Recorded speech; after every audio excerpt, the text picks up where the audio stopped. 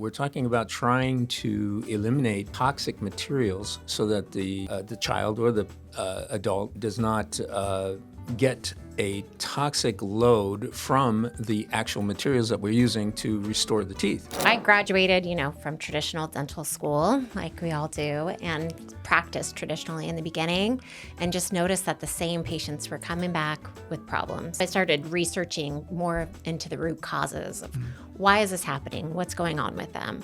And then I was pregnant with my son, and that's what made me really start researching the materials of what it was. I didn't want to be around anything during that time. I wanted to protect him, and I started thinking, how have I not thought about this before, about protecting my patients more, and really looking into how can I protect them in the best way and make sure that they're okay. The tooth is connected internally through acupuncture meridians to different organs, so what happens in that tooth, what happens in that area of the mouth can affect us internally.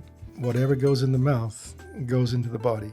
And if we start at that principle, we can start treating children appropriately, safely, and ensuring that they won't have any repercussions further down the road from any toxic dental materials placed in their mouth.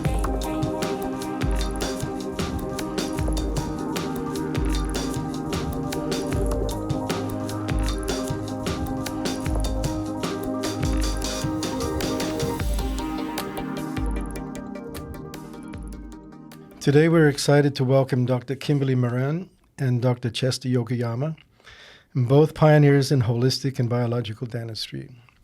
Dr. Moran specializes in pediatric dentistry, creating a toxin-free environment for children, while Dr. Yokoyama has over 40 years of experience in holistic dental care. And Dr. Moran and Dr. Yokoyama are here to share how parents can use holistic dentistry to support their children's oral health and overall wellness. Dr. Kimmy was born and raised in Southern California. She studied biochemistry at UCLA and received her doctorate for dental surgery from New York University. Dr. Kimmy opened her clinic, Pure Smiles, in the South Bay area of Los Angeles over 10 years ago, specializing in holistic biological dentistry for children, which incorporates a mercury-free and BPA-free approach. She is a member of the International Academy of Oral Medicine and Toxicology and is SMART certified. Dr. Yokoyama is a holistic biological dentist with over 40 years of experience. His expertise includes mercury-safe dentistry, ozone therapy, zirconian implants. And Dr. Yokoyama graduated from the University of Southern California Dental School, where he received the Foucault Award for Clinical Excellence.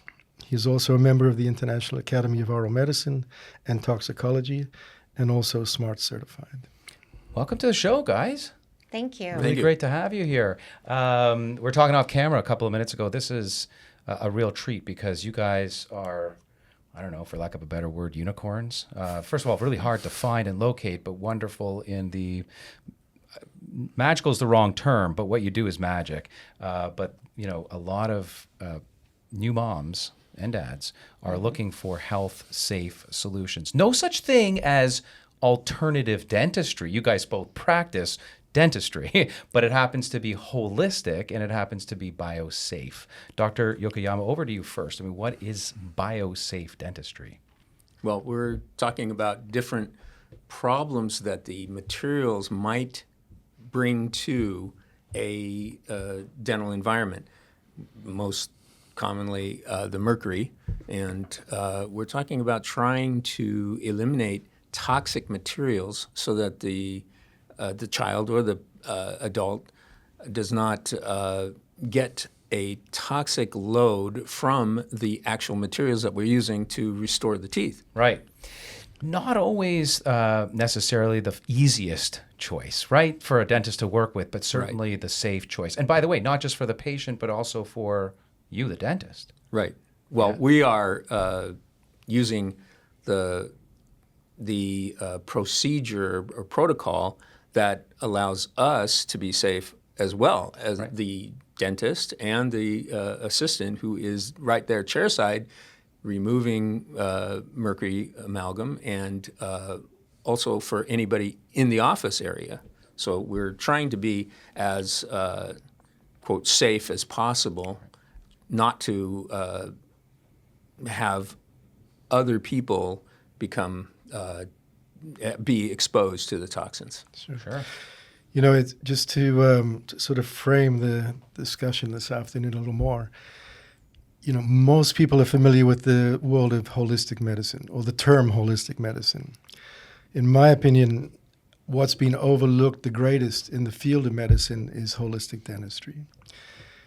People don't even know in a lot of cases that there are choices for this approach. So we have to go back to the very beginning that whatever goes in the mouth goes into the body. And if we start at that principle, we can start treating children appropriately, safely, and ensuring that they won't have any repercussions further down the road from any toxic dental materials placed in their mouth. Absolutely. So this is why it's such an important discussion. I think people are not aware of this as much as they should be. And I'm kind of curious, Dr. Moran, how you even entered into this territory. Yeah, so I graduated, from traditional dental school, like we all do, and practiced traditionally in the beginning, and just noticed that the same patients were coming back with problems. Drill fills 6 months later, drill fill again, and we weren't actually seeing big changes. So I started researching more into the root causes of why is this happening? What's going on with them? And then I was pregnant with my son, who's actually turning 13 next week. So It's been a while now. Happy birthday. Yeah, and that's what made me really start researching the materials of what it was. I didn't want to be around anything during that time. I wanted to protect him, and I started thinking, how have I not thought about this before, about protecting my patients more, and really looking into how can I protect them in the best way and make sure that they're okay. Yeah. That's amazing. So kudos. It reminds me, Dr. Murray, you've heard of this before at the clinical practice level in natural medicine, that one of the best ways to detox, as scary and as horrible as this sounds, one of the best ways to detoxify the human female body is to have them get pregnant. Because that's where all of the heavy metals, dioxins, furans, BPA, and everything else dumps is into the fetus, as sad as that sounds. And it's not the process that we advise. It's like get clean before it brings it. But I just wanted to suggest that the other thing this reminds me of is, as medical practitioners of the dental surgery art and science form, you swear a Hippocratic oath as well, and that's first to do no harm. Right. And I think one of the best ways to do that is sometimes is to avoid putting these harmful materials into another human body in the first place. And so that's biosafe dentistry. What does holistic dentistry mean to you? So for me, holistic dentistry is instead of just looking at the teeth and the mouth, but we're trying to think, how can we help this child be as healthy as possible? We start our initial appointments with nutritional counseling. We really focus on airway now, which I think is a huge part of holistic dentistry. We want to make sure that that child is set up to get oxygen into their brain when they're sleeping and not have anything obstructive. And if we can change them when they're young, like little tiny babies, just breastfeeding, tongue tie releases, working on oral function, we can set them up for life. I see kids that, I go over nutrition with parents and they eat amazing, but they still get cavities. And that's typically airway related, that they're getting those issues. We're also focusing on the microbiome, and we look at like acidity inside the mouth. We have testing of saliva to see exactly what's in there, how we can help them. And then obviously if the gut's off, the mouth is off. So we definitely want to think about that. Absolutely. Dr. Yokoyama, when did you start in clinical practice in the biosafe community? Well, Murray said 40 years, but I've been a holistic dentist maybe 20 years. I started out the same thing. I went to USC. My father went to USC as a dentist.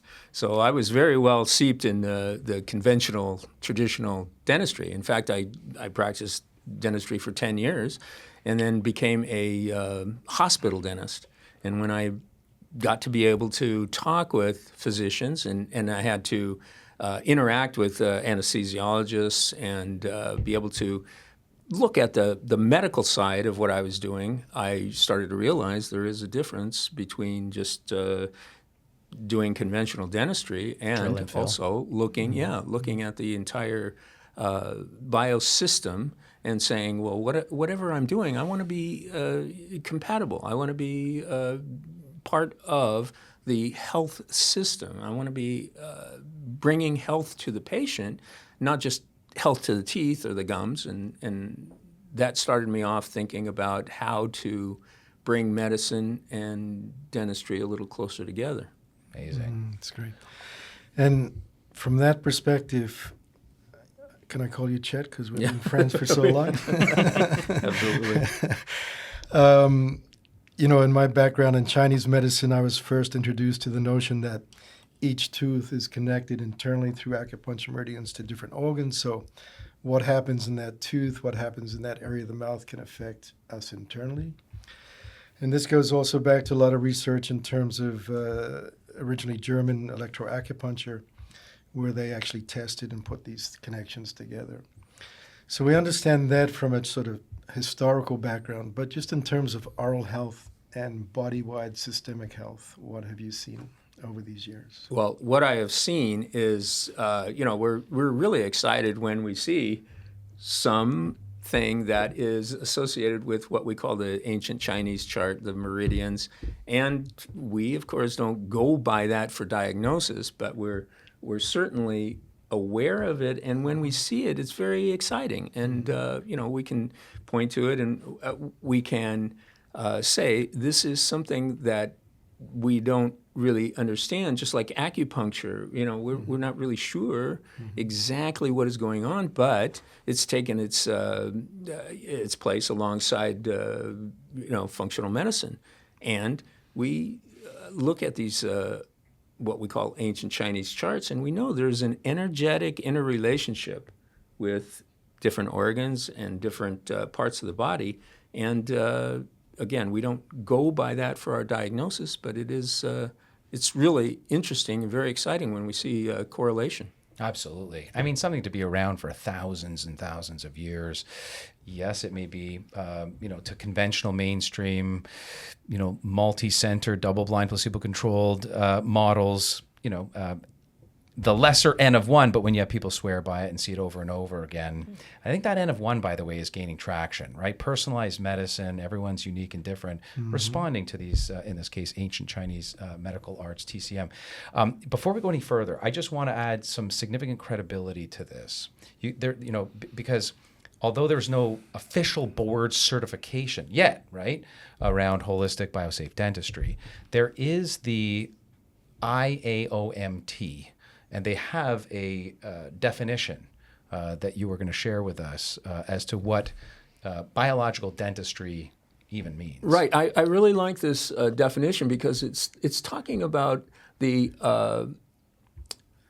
it's a philosophy. So they're saying we're not attempting to stake out a new specialty for dentistry, but what we're trying to do is describe the philosophy that goes behind the type of dentistry that you're doing.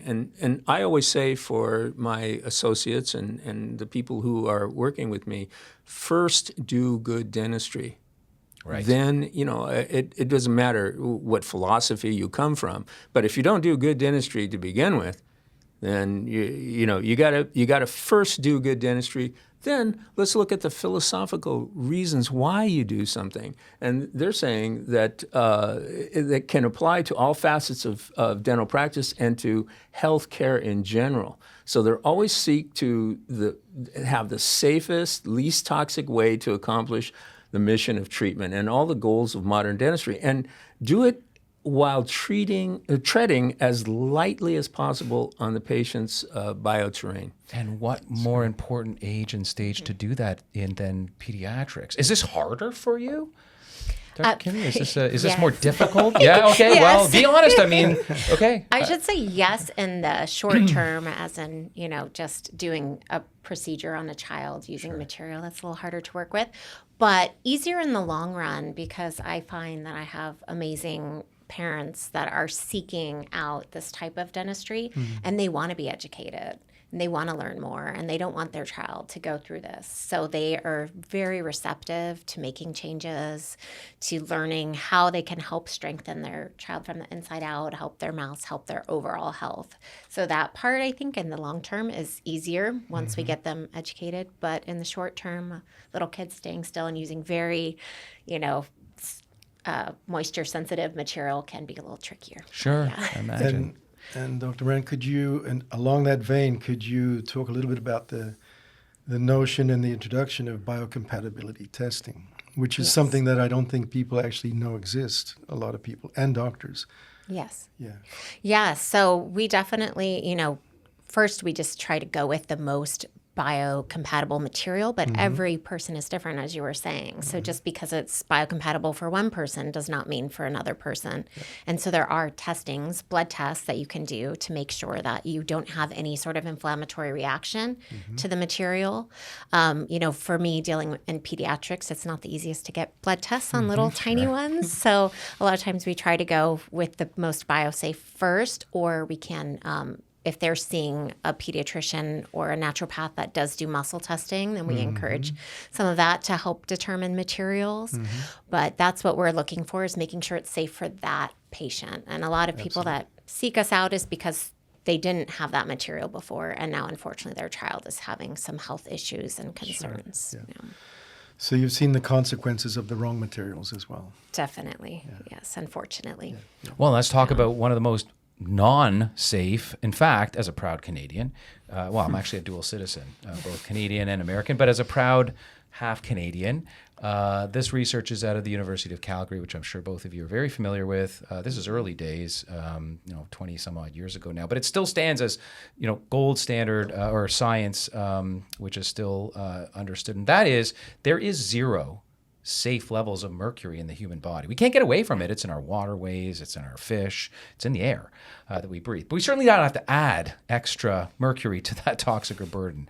And so it's not safe, and we shouldn't be putting it in mouths. What I wanted to play, and what we're looking at here, of course, is neuronal activity, the nerve growth and dendritic growth in vitro, in Petri dish. This nerve is trying to find another nerve and communicate with it. This is obviously sped up from real time. But what's about to happen next is the addition of micro amounts, less than conceivable amounts, 10 to the negative 7 amounts of mercury. And this atrophy that's happening, denuded neural fibrils it's called, but that's it, that you're killing off that potential for connection. So in a person of adult size, this is happening, let alone in pediatrics. So speak to us, Dr. Yokoyama, about the harmful effects that we know about mercury, and definitively now why we shouldn't be putting it in human mouths. Okay, well, that kind of goes back to 2002. And I was, at that time, I called myself mercury-free. And that was rather Trailblazing for the time. It was trailblazing for the time. And they wanted someone to represent that part of dentistry on the state board. So I volunteered, and somehow I got taken onto the board by the governor, appointed. And at that time, I tried to do a dental materials fact sheet that would reflect something like this. And this is Murray, Vimy, and Lorscheider. Yeah. And in fact, I got Dr. Lorscheider to come to the board. And we did show these videos. It seemed like a slam dunk. I was so excited. I was there in Sacramento. I had all these things lined up, and I thought, okay, now we're going to make some real headway. And unfortunately, I was naive and young, and the board did not vote in my favor, and we did not put into the language of the dental materials fact sheet anything about pregnant women or children under the age of 6. Fast forward now to the FDA, and the FDA now has a warning for pregnant women and children under 6. And in fact, they went even further and said, well, women of childbearing age, you expect to have children? Well, we caution you, don't be getting mercury in your teeth. And a couple other high-risk categories, allergies, and people who have metal toxicities, things like that. Right. But the most important thing is that now it is finally being recognized. I thought in 2002 it was going to be a slam dunk, But well, with or without a didn't nice happen little that way. invitation, you're up against some big interest, right? That's true. And we're not going to get into the politics of it on this show. But Dr. Murray, you find, I mean, this has become part of your pediatric screen, right? I mean, looking in the mouth. Of course, oral health, accounts for so No, much. When you start- absolutely. Yeah. So, I mean, sort of standard procedure in my clinic, if a child is coming in with no matter what complaints, actually, there's looking at the gastrointestinal tract, the microbiome, through stool analysis. We can do a blood test depending on the age, just look at regular markers. And then we use hair analysis as a toxic metal screen, which is still one of the most reliable methods to see what's being accumulated in the body. So with that, we can actually open up view, is there a mercury problem? Is there another heavy metal problem? And then start taking the steps of detoxifying, supplementing, rebuilding, or supporting whatever organ has been hurt. So it really is a part of sort of integrative medicine, functional medicine. But, we can avoid so many of these problems if we don't put it in there in the first place. Right. That's the whole Yeah, this notion of detoxification. There's something to that, obviously. We tout it all the time in our clinical practices. But the best way to manage toxicity is to avoid the toxin in the first place. And Dr. Moran, mercury is tip of the iceberg, but there's BPA. There's these other biohistocompatibility issues, which is just fancy for like what is best matched to people. But besides BPA, what are the others that you're becoming more familiarized with now that we really shouldn't even resort to?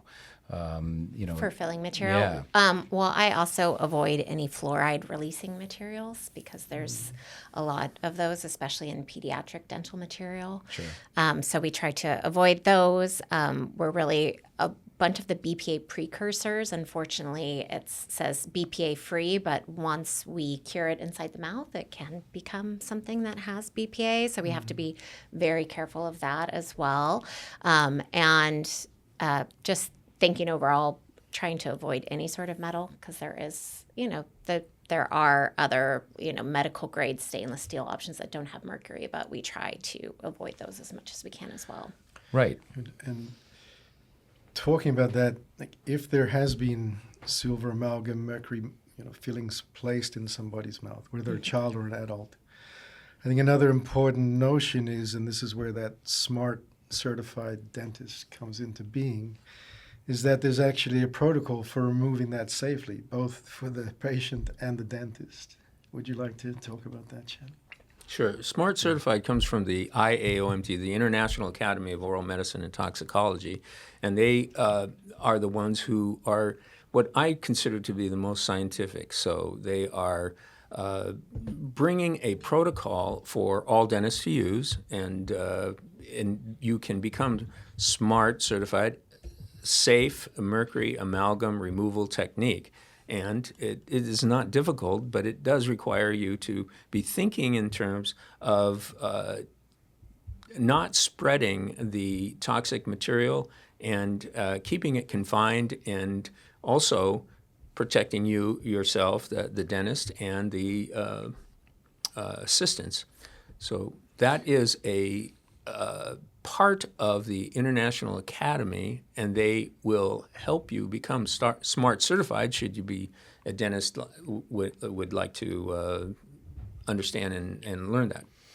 Part of the message today is not only are there alternatives, and there are folks like you, great dentists, actually solving some of these hard-to-solve problems, but there's gaining traction around the research that's been done and is continuing to be done around not just harmful effects on patients, but also practitioners. So we're looking up here at high-velocity, suction and the machinery that, again, is implemented in the offices that make it safe, not just for the patient, but the doctors as well. I wanted to unpack the testing for if you guys do this in your own practices as well, the galvanometer, or the meter that you're ultimately going to put in somebody's mouth to test whether or not there's microamps of, because I guess what I'm getting at is silver metal fillings it's not just about the mercury. There's a potential in a young body for releasing electrical discharge. We're bioelectric beings, right? So there's this proximity, if I'm getting this right, of these fillings to the mouth, and along with the saliva and the pH of, our oral cavity might be shunting signals to the brain. Can you give us a little bit of the DL on that? I think I might punt this one to Sure. you. Yeah, okay. Yeah, we used to use something called a Rita meter, and the Rita meter actually would test the potential or the charge within any particular metal filling or metal crown. And we would go by that signal and take the most negative one out first to help, release the body from the what we call energetic negativity in any particular filling. And nowadays, we just know that there is going to be Right. galvanic reactions. We don't have to measure them. Right. We can just say, yes. That's and in happening. fact, in the insert, the amalgam manufacturer puts an insert in the packaging that says, do not place this mercury filling material next to a gold crown or other metals. And that should be simple, but unfortunately isn't the way it's always done. Right. So we know there are galvanic reactions in the mouth. We know that there are negative effects of micro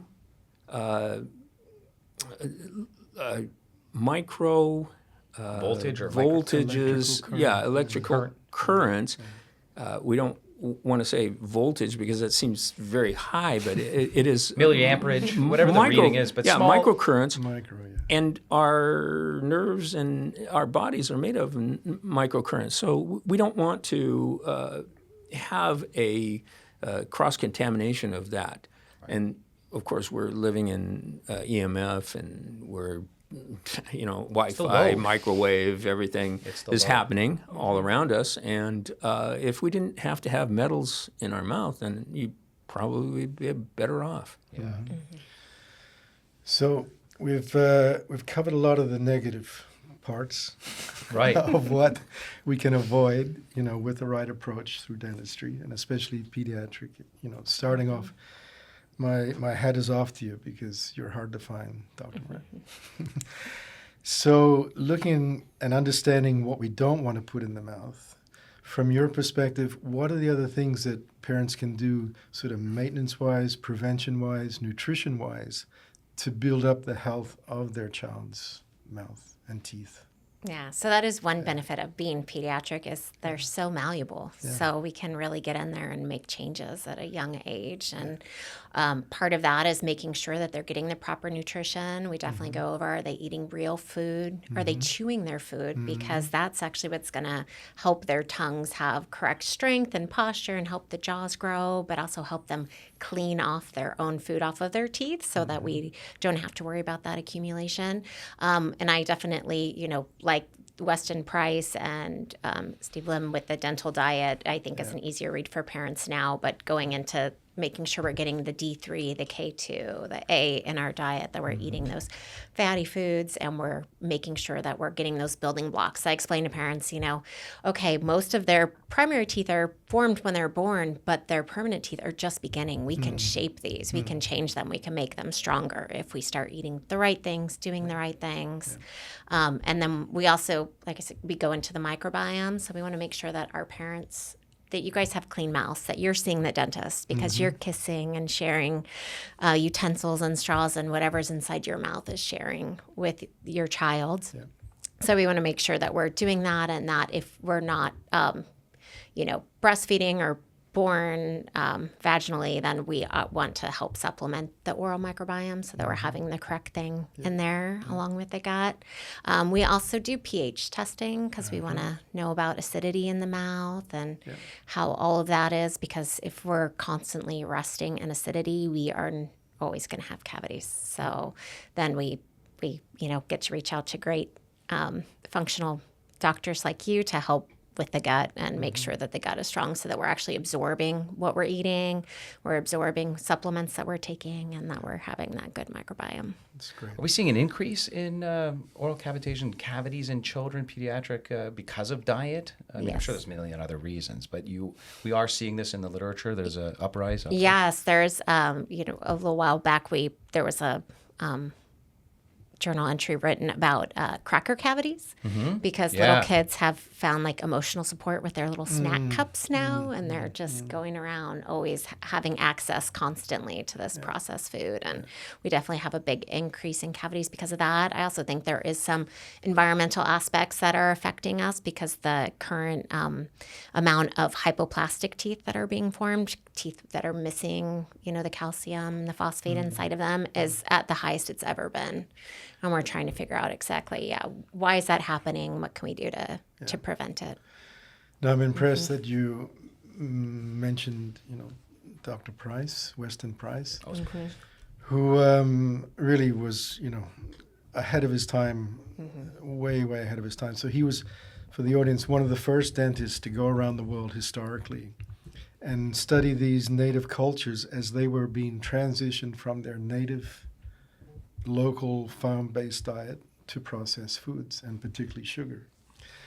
And he actually, noted, documented, photographed the changes, especially in the teeth, which are one of the first things to show the change and the impact of this processed preservative food.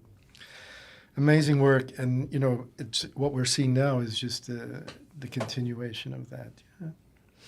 Yeah, I do have to explain to parents because a lot of times they're like, I feed my child so well, I'm doing my best. And I'm like, I know, keep doing that. But unfortunately, it's not just what they're eating, it's what you ate. Yes. And what your parents ate. And we have this epigenetic effect of this poor diet over the years. And it's going to take us a long time to be able to reverse that. Yeah. Fluoride. I know, revered by folks in your circles as the big evil, but we'll have a lot of, listeners think, what do you mean? Fluoride is something I need to introduce to my children for strong, healthy teeth. Why do we think fluoride is so good for us? And yet maybe there's some counter argument to that. We should be limiting the amount. Another neurotoxin, another potential load. Do we need fluoridation? What's the story? Well, probably I'll defer to our pediatric person here. Yeah, so I do, it's scary being a parent and always wanting the best for your child. So a lot of fear mongering, unfortunately, comes from fluoride. And when you go to your pediatrician now at age 1, if you're going to a traditional, they're putting varnish on babies without having them spit. And as we said, anything that goes in the mouth is going in the body. We absorb very, very easily. So, and fluoride is in everything. It's in our food, it's in our water. So we want to limit it as much as we can. And I think one way that we can limit it is by using a toothpaste that's not fluoride, but instead has another way to help mineralize the teeth. I always say I don't like nothing toothpaste, but we can use hydroxyapatite toothpaste, which is a great alternative now, or use something with ionic minerals in it. There's a lot of other ways to make the teeth stronger. And I do, being a mom myself, I'm always like, I know you're scared not to use fluoride because of cavities, but my kids have never had a cavity and they've never had fluoride, their whole life. So there are other ways to do it with eating a good diet and making sure you're getting the vitamins and minerals you need, and making sure that your toothpaste is mineralizing, but in a more natural way where we don't have to risk the possible side effects. Sure. That's great. And Chet, from your perspective, in terms of if we're going to look at nutrition and supplementation, what would be your number one supplement for teeth and bones? Well, we do a lot of surgery, so we're going to look at the bones, and we want the bones to regenerate as quickly as possible, especially if we're doing implants and things like that. So vitamin D, of course, we talked about this earlier, that I think most people in the United States, and now you're saying even in the world, in the industrialized world, are low in vitamin D, and that's essential for bone regeneration.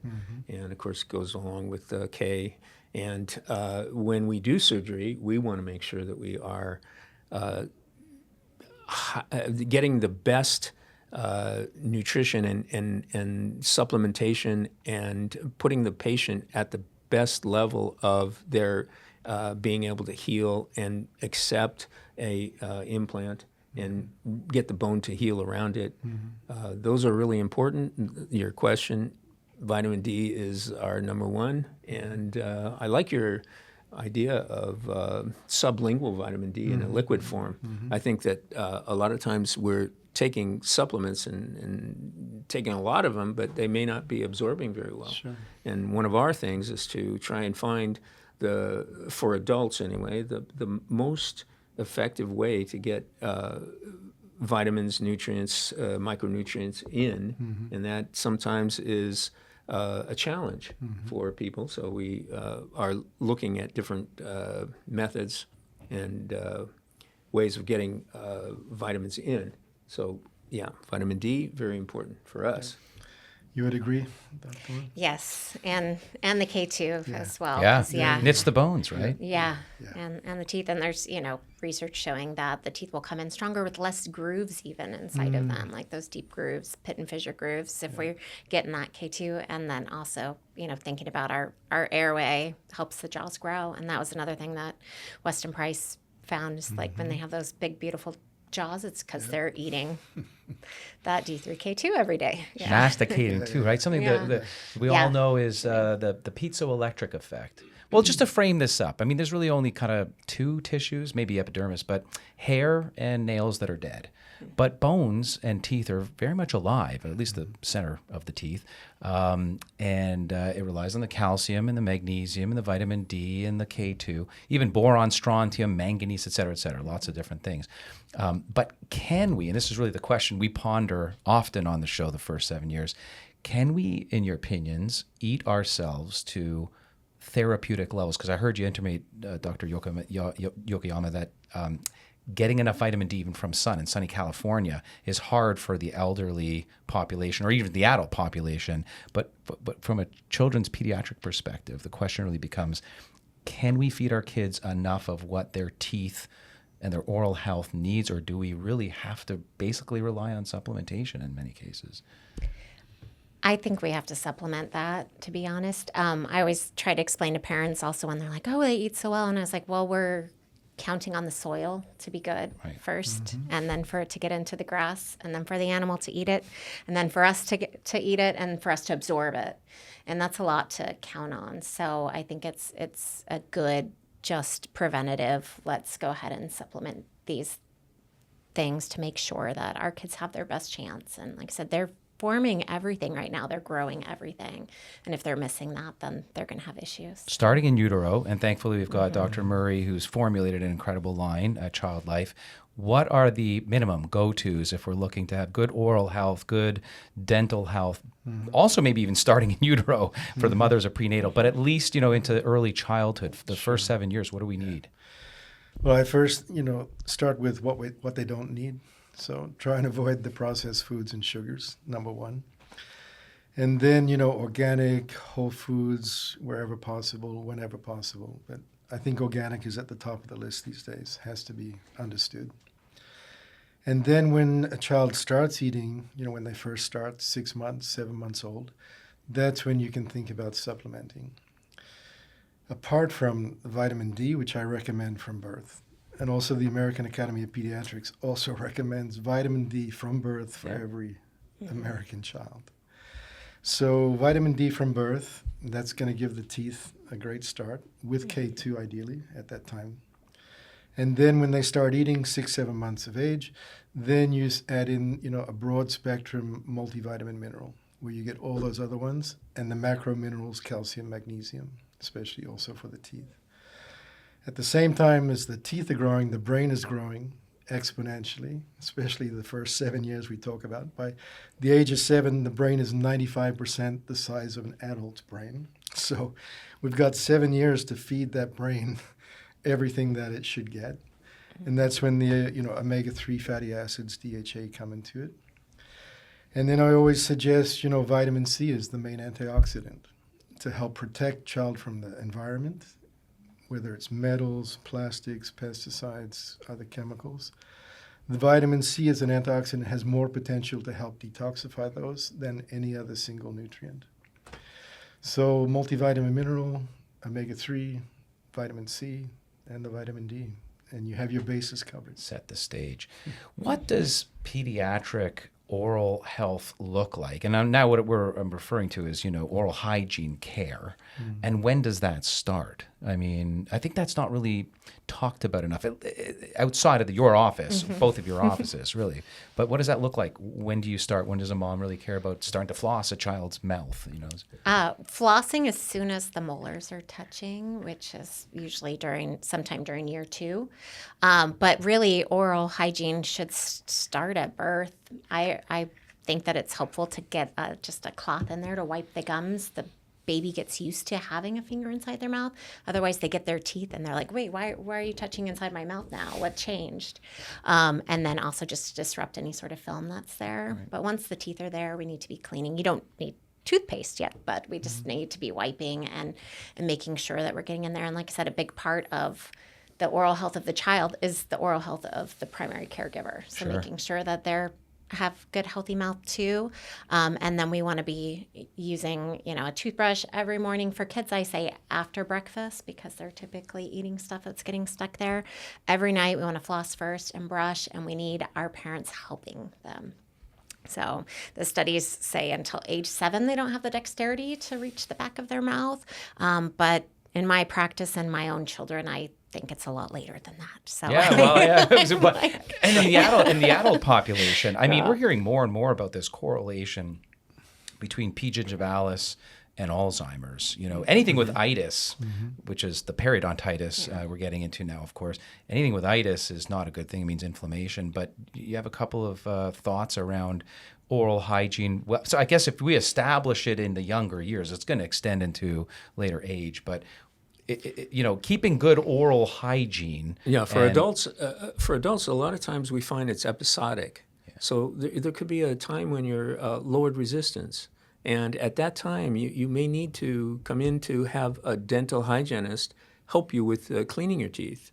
And there are times when people actually psychologically or just physically are at a lowered part in their life, and we see so much damage, a lot of stress. And then you might get some, like you said, gingivitis or periodontitis that is episodic. It starts to wear away at the gums and you get some recession. And then, you feel better and now you're healthier and, but still you have some recession that never comes back.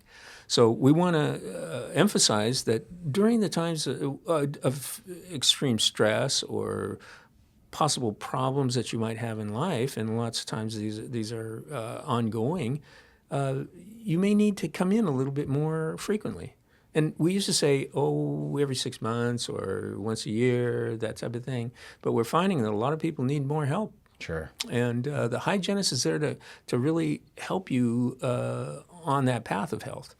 And one of the reasons I bring this up is because hygiene in the dental practice was literally the founders, that group, that body of preventive care. Mm-hmm. I mean, this is really interesting to me that, it started with oral health, the first practice ever that looked at an ounce of prevention's worth a pound of cure, right? Mm-hmm. And in your clinical practice, Dr. Moran, I know you relate, you talked about it at the top, oral health to digestive health, the microbiome connection. What do you recommend early moms think about when it comes to the microbiome supporting that? Basically what we refer to affectionately as from mouth to anus. Sure. So in the same way that, you can focus in on the teeth, vitamin D, K2, calcium, magnesium, underneath that and underneath everything in the human body is the microbiome. So that's really the engine that drives everything. And if we can keep that in good shape, keep that healthy, then everything else is going to reflect that. So at the same time as, we're looking at the supplements for the teeth, for the bones to grow, for the brain to grow, then we think about the microbiome, and that's 2 parts to it. One is keeping anything out that doesn't belong there. And then the other thing is keeping a diverse, microbiome, all the good beneficial bacteria present. So that's where we can look at things like colostrum, probiotics, prebiotics, to keep that microbiome in clean and good shape and diverse. Diversity is really the key to the microbiome. Diversity. And the underlying layer of that diversity is the food and the fiber that we eat. And then on top of that, we can add the probiotics if we wish. In your pediatric population, because antibiotics happen, their infections happen, ear, nose, throat, and upper respiratory, et cetera. But it does wipe out this population on a regular basis. And everyone, when they talk about and hear about microbiome, they think gut. But it does extend itself into the oral cavity too, right? Are you having conversations with parents as to how to replenish the systemic gut and oral microbiome? Yes, definitely. And same as what Dr. Murray said, is food first. But if you have gone through some antibiotics, or even you had a really bad viral infection that just disrupted everything, or, a candida infection, we want to support, by taking a gut probiotic, but I also encourage an oral probiotic. There are different strands that we're looking to be inside the mouth. I say they're like our little soldiers in there that are fighting off the bad stuff so that the kids can understand. But anytime we're starting to see signs of decay or gingivitis, we want to help support that oral microbiome. And there are a lot of actually great products. Now, there weren't as many when I started, but now there's a lot of great options for oral probiotics that you can chew right before bed, and just let them sit in your teeth and grow while you're sleeping. Right. Multiply that pot. In fact, some good research out of New Zealand. That's where a lot of it started, right? Bliss K12, M18, some of these. By the way, as we all agree at this table, but just for everyone listening to understand, there's no such thing as the best probiotic. There's a probiotic strain species that confers health benefits. So in this case, we're talking about the oral microbiome and some of these strains studied to support the oral cavity, right? Specifically because we've got a microbiome everywhere, to your point, gut, mouth, skin. In our ears, skin, and our hair. Do you have favorite foods that you guys preach in your clinical practices on a regular basis? Is there like teeth healthy foods? We know sugar's bad, but are there foods that we should be eating more of within the color of the rainbow, fruits and vegetables perhaps, that are just good for the teeth? Yeah. Yeah? Yeah, of course. Number one thing I think for most health is leafy greens, because that's going to give us the most vitamins and also help support that microbiome. We definitely talk about eating a lot of those, as I was saying, the fatty fish, grass-fed butter, pasture-raised eggs. We want to make sure that they're understanding the process of having that grass-fed first. But in my office, we do talk a lot about the rainbow because kids actually like that. And I get pictures from moms later on saying, they wanted me to share their rainbow today. And they'll make rainbows on their plates and put everything together. But we talk a lot about, making sure they're getting in the different colors for the different nutrients and working on that. I love it. The point we're making is dietary intervention. The use of foods, healthy foods, can have miraculous effects in the human body. I hear Dr. Murray say this all the time. It's the information you give the body to get it working better on its own. No miracle medicine, right? Are you guys willing to answer some questions from our social media following? You guys game for that? Yeah, Sure. of course. Sure. All right, awesome. So the first one we've got is from, Instagram here. And they're saying, I've heard that holistic dentistry avoids the use of certain materials like mercury, BPA. Yep, we talked about that.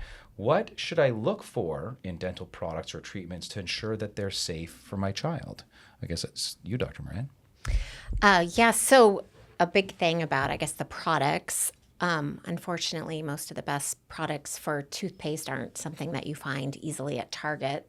It's something that you need to research for and make sure that it has good stuff in there and not bad stuff. So we're looking for, as I said, the hydroxyapatite, the ionic minerals, prebiotics or probiotics in the toothpaste as well. We're looking that there's no added colors or added sugars or any dyes, anything like that, we want to try to stay away from.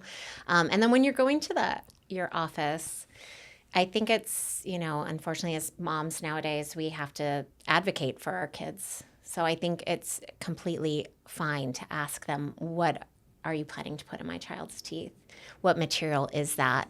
And to make sure, I do see, unfortunately, kids that come in with amalgams placed under the age of 6 because people are still placing them because the Pediatric Association said it was okay, even though the FDA said it wasn't. So you need to make sure that you say before your child goes into treatment, I am not okay with metals in the mouth, especially not mercury. And then you also need to just ask them what kind of composite resin they're using because there are better options that don't have the BPA in it. When it comes to the commercial stuff that you mentioned, the top toothpastes, fluoride-free, oral hygiene products, et cetera, are you a fan of the work done by the Environmental Protection Agency subsidiary called Cosmetic Database? Is that something you're familiar with? I'm not familiar Okay. with that. So. I just throw it out there. People can look up, a product either by brand name or by ingredient, and actually determine, at least on their ranking system, what is neurotoxic, chemical, cancer-provoking, or immunotoxic. It's not a complete database. Certainly not a complete pediatric oral hygiene database, but it's something for some folks to maybe start. I know you're familiar with it. And also the Environmental Working Group. Yes. I think that's one of the best resources you can go to really see what's at the top of the hit list and what you should avoid. I have one here for Dr. Yokoyama. This is also from Instagram. Maybe this is just to summarize because we've talked about it already, but it's I've heard about the SMART protocol for mercury removal. Can you explain how this works and why it's important for children who may have had fillings with mercury placed? Well, I don't see kids, under 12. From your understanding. Yeah, from my understanding, the things that are important is to try to keep the mercury on one side, the patient on the other side, and we use something called a rubber dam, and the rubber dam is something that goes over the patient's mouth. Now, pediatric-wise, I don't know how they can do that or what they do, but in our practice for adults, we have a very elaborate way of suctioning underneath. We're putting a rubber dam on. We're suctioning above. We're using a large suction that is blowing air past the head and away from the nose. And the nose is covered with a oxygen nose cone. So we're trying all the things that we can to keep the patient from breathing any of the aerosol that's made while we're trying to take out these mercury fillings, and we're trying to protect the patient by covering them completely, and so they don't, and putting a hat on that does not allow them to accumulate dust in their hair, take it home. So all of these things are really important. And I think the main thing is that you go to somebody who takes it seriously. Because a lot of people may do some things, but if you take it seriously, you're going to do them all, and you're going to really, really try to protect that patient from aerosols and vapors and things like that. Sure. That makes perfect sense. Same for you. And I'll say yes, and I do. Luckily, I don't have to do a ton of SMART removals in my office. I know that you have to do a lot more, but we do the same protocol. And it can be overwhelming for the child to have so many things on at the same time. So we make sure we talk through that first and that they understand. But when we are removing that amalgam is when we're releasing the most amount of mercury. So we want to make sure that, whoever you go to is recognizing that, because a lot of people are like, oh yeah, sure, I'll replace it with a white filling, but they're not protecting anyone. And that's when you're at the highest at the moment of risk. the highest exposure. Yeah. Well, there's a saying, if you don't have filters, you are the filter. And I know part of the practice is that you're using high efficiency so HEPA filtration in the office and in your immediate environment, which is so important as well. And on the heels of that question, here's one for you, Dr. Moran. This is from Danielle on Facebook. I want to find a holistic pediatrician, or rather a holistic pediatric dentist in my area. What qualifications or certifications should I be looking for to ensure that they follow that protocol, the holistic and biological approach?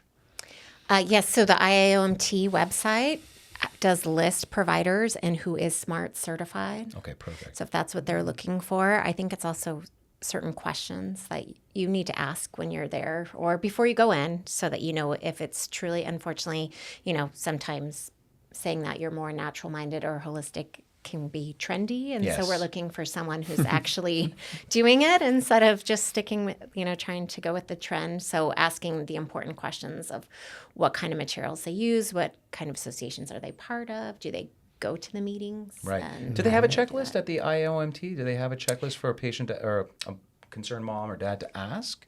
I wonder. I don't know if they do. Well, that's a question we should. Yeah. And if they forward- don't, we should There get should one be on one. there. Yeah, Yeah. What are those So questions? that they, You heard it here, folks. And so here's a chance to sort of summarize this whole conversation. Sure. This is a question from Twitter. How does holistic dentistry go beyond just dental care to impact the child's overall health? Could you share some examples from your practice? Well, again, I don't see kids, but We're looking at the longitudinal effect. yeah. So, our first thing is, of course, to avoid problems in the first place. Yeah. So if you don't need to have mercury metal fillings, then, of course, we would try to avoid that.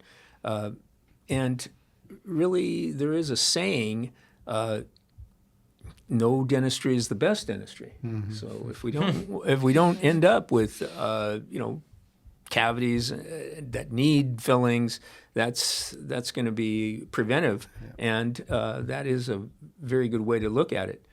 So in our practice with adults, we always say that health isn't everything, but everything is nothing without health. Mm-hmm. So we really encourage people to be looking at their health and not just about the teeth and gums, because we can take care of that, but we can also influence the ability to stay healthy and live a healthier life. Yep. So. Can I just extend on that thought for one second? Because it was really eloquently said. I just want to, dentistry is often revered as expensive, and maybe even in some minds optional, where it's not optional. But here's the deal. Health is an investment, never an expense, right? I mean, at the end of the day, to your longitudinal concept, I mean, whatever you invest in your children early stages and ages for 7 years is going to impact them for the rest of their lives. Yep. And Dr. Moran, just same summary question. Key takeaways in terms of a parent bringing a child into dentistry, what they should look for. So definitely starting early. We want to find that dental home, at age 1, so that you have someone that you trust and someone that can educate you. I mean, we just touched, our foot in it today about what we can do, but there's so much to learn about how to keep your child healthy and how to keep their mouth healthy and set them down that path for life. So we're definitely looking, at oral hygiene. We're looking at diet. We're looking at overall health in the body, and you need to realize, if your child is having gut issues, that they might end up having teeth issues, or if they're having asthma issues, that they might end up having teeth issues. And we definitely want to look at that fundamental airway, because that's huge. And if we can get that manipulated by a young age, then we can prevent so many other things. Dr. Kimmy, I'm going to thank you for seeing my grandchild. Oh, yes. And I want to ask you, that must have been in the first month or 2? Oh, yes. Your latest grandchild. you're saying? Yes. Yes, yeah. In the first month, yes. In the first month. So, I mean, I'm thinking that you're talking about really early. Yes, yeah. There's different reasons why you're looking for that, but I do think that if we can assess for ties, for tongue ties at an early age, that can prevent a lot of compounding effects. And being able to latch on correctly. Yes. And use those muscles and form the correct arch and so forth. Yeah. Yeah, it affects everything. So that's what we're looking for. And that's why sometimes moms find us, because they're having issues breastfeeding. But if they don't go straight for the bottle and they keep trying with the breast, it can definitely form that dental arch, form that foundation, and go for all of that. That's what we're trying to do. Super cool, starting early. Not to mention some of the emerging research around corrective, as you mentioned, breathing, preventing latent atypical apnea, which is problems with breathing later in life. I mean, this is non-obstructive, non-obese related apnea. It starts early, right? Yeah. We screen for it at their very first appointment. Yeah. We want to know.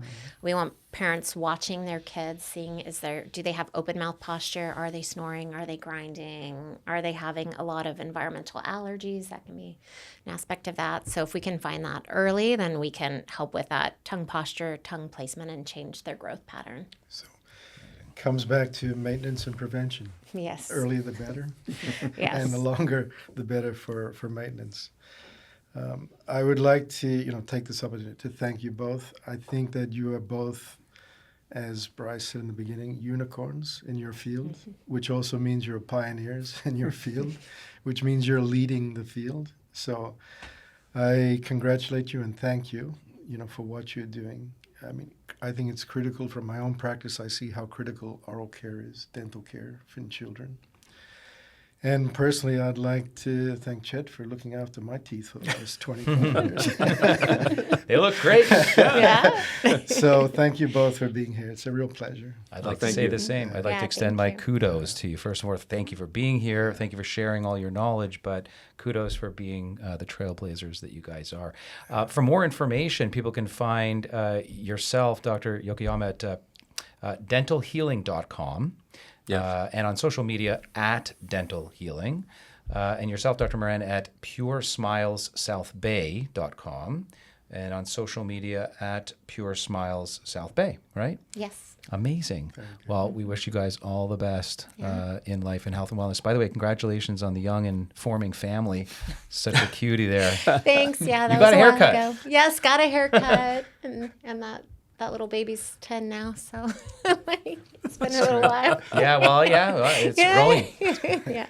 Amazing. But thank you for having me. Thank you so much for being here, guys. And thank you all for joining us on the first 7 years. Don't forget to subscribe and share the episode with parents or caregivers in your life if you're not one yourself. And together, we can really help raise a happier, healthier generation. Until next time, take care and stay connected.